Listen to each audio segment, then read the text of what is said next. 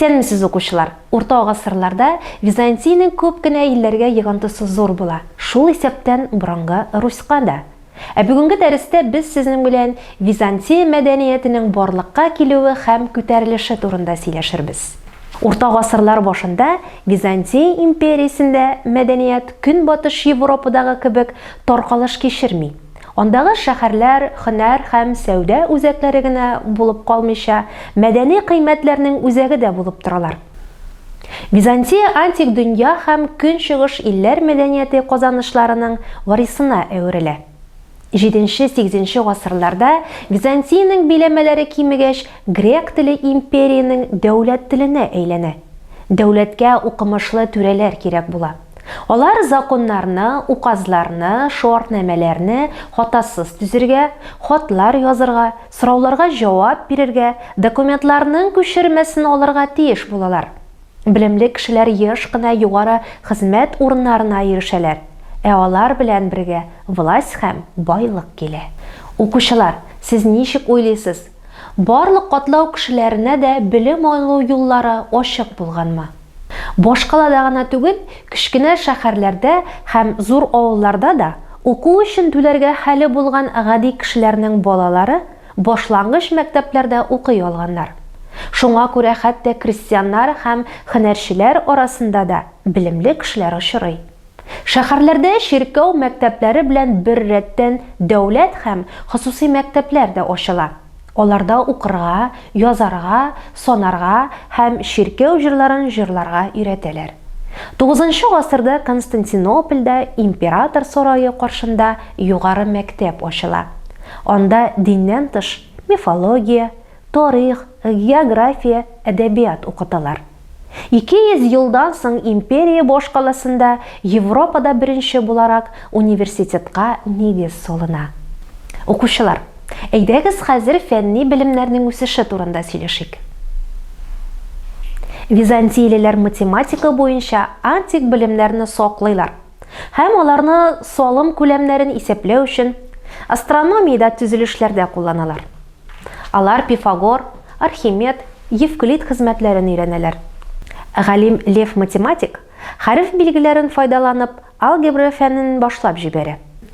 Ул хәбәрләрне еракка тапшыру өчен тавыш сигнализациясе, император сарайының тәхет залында су белән хәрәкәткә китерелә торган автоматик җайланмалар уйлап таба.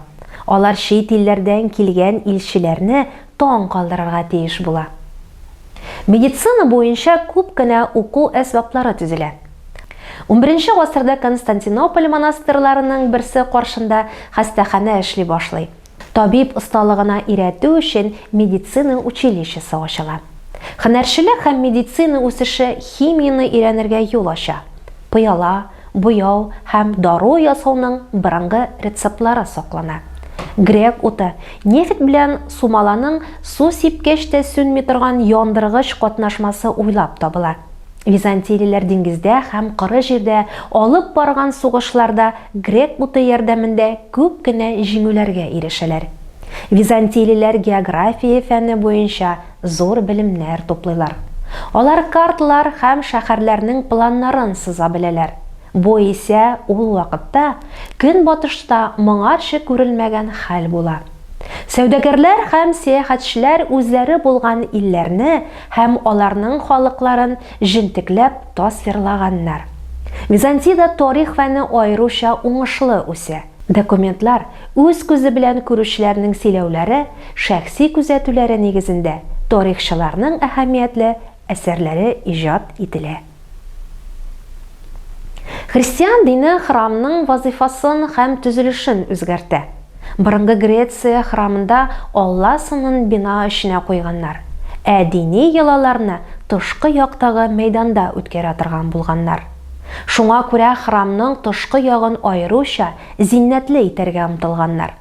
Христианнар исә гыйбадәт кылу өчен ширкәү эченә җыела торган булалар.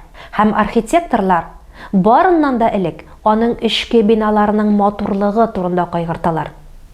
Христиан храмы план буенча 3 өлешкә бүленә.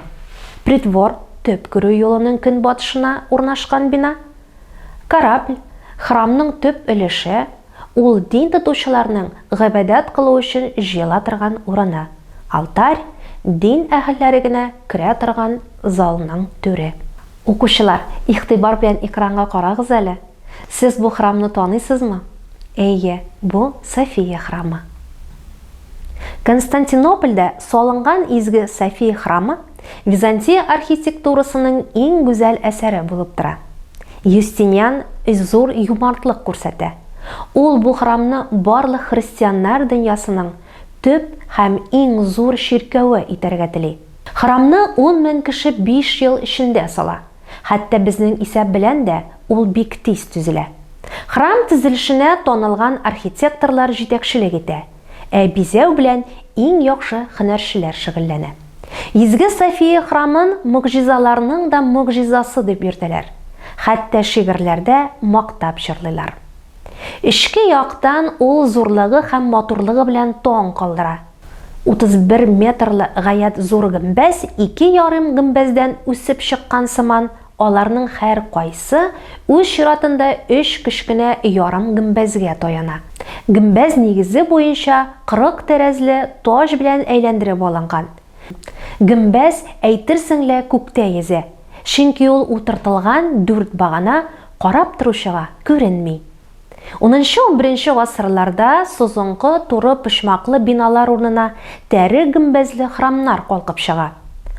Ул уртасында гөмбәзе булган тәре рәвешендә ясала һәм түгәрәк калку урынга барабанга урнаштырыла. Ширкәүләр кичкенәрәк итеп төзелә башлый. Аларга шәһәр кварталында, авылларда, монастырларда яшәүчеләр җыела. Храм җиңелрәк күккә ашкан рәвеш ала.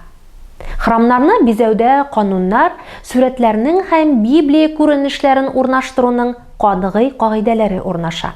Храмны дөнья үрнәге дип санаганнар. Сүрәтләнгән нәрсә ни кадәр мөһимрәк булса, аны храмда шул кадәр югарырак урнаштыралар. Ширкәү иконаларын, фрескаларын, сыннарын юкка гына наданнар өчен Библия дип атамыйлар. Ул чорда гади европалылар кагыйдә буларак укый белми. Көнбатыш Европа 16 гасырга кадәр Библия тексты кешеләре өчен гомумән аңлаешлы булмый.